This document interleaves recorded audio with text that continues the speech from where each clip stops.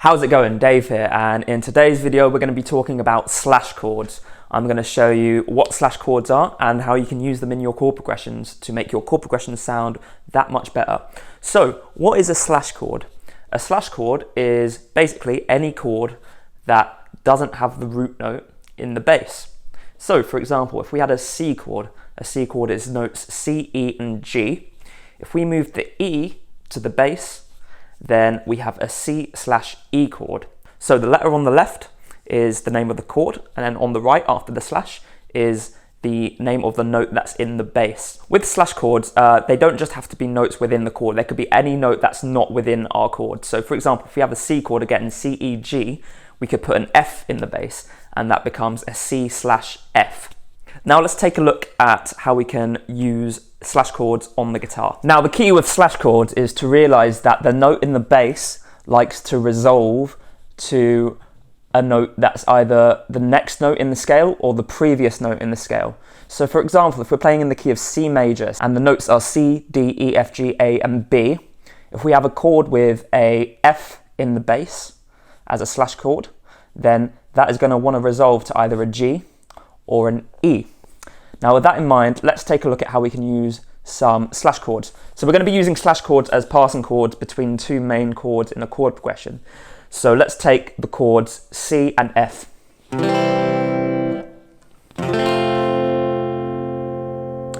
Now between C and F, what we can do is take a bass note that is going to resolve to F. So that could either be the note before F or the note after F, so either E or G.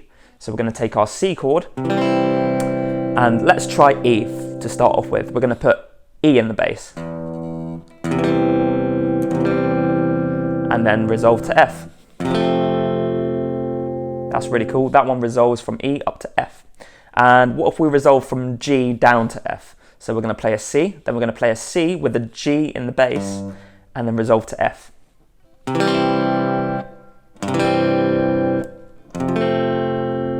That sounds really, really cool as well.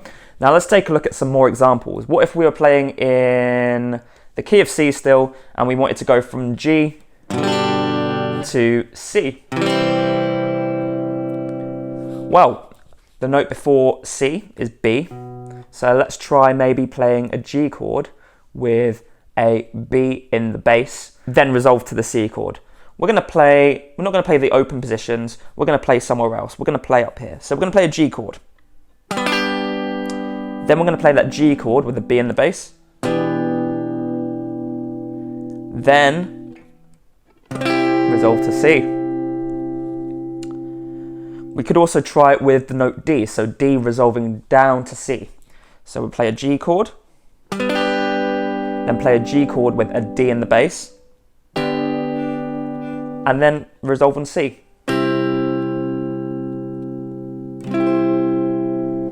This also works with minor chords. So let's take a minor chord. So we're going to play A minor and we're going to move to F.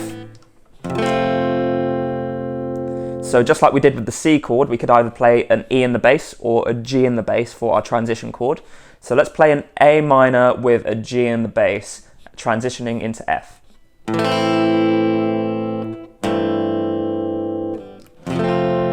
That's really cool. Or we could try an A minor with an E in the bass before the F.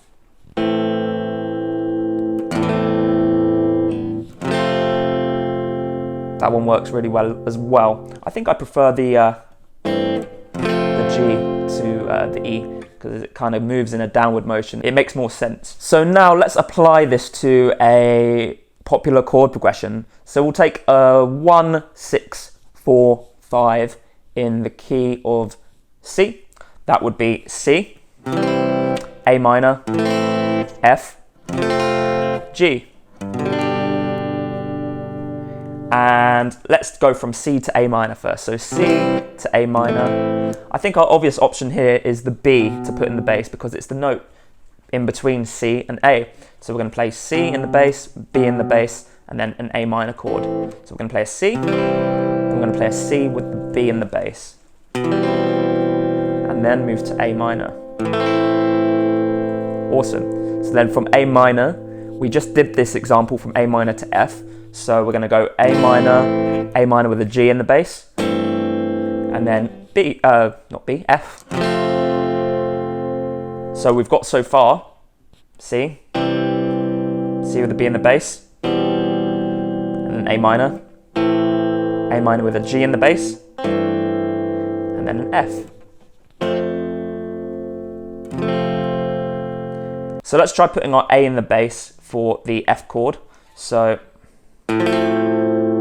that sounds really cool. So altogether our chord progression would be C slash B, A minor slash G, F with an A in the bass, and then G. And then what we could do from G is play a G chord with a D in the bass, maybe the D resolving back to the C where we start the chord progression again. There we go. So altogether our chord progression would be C with a B in the bass, A minor with a G in the bass, F with an A in the bass, G, and then G with a D in the bass, and then C. As you can see, these slash chords add just a slight bit of tension to your chord progressions, make them a bit more interesting to listen to, and create this kind of movement that makes the transitions between chords smoother. I think it's a really useful tip. Just make sure that your slash chords are resolving up or down to the next note in the key. If you found this video useful, then drop a like and subscribe to my channel. Let me know what you thought in the comments. Do you have any other video suggestions? Let me know what they are in the comments as well. I've got a Patreon page, which you can check out in the description. Until next time, see you later.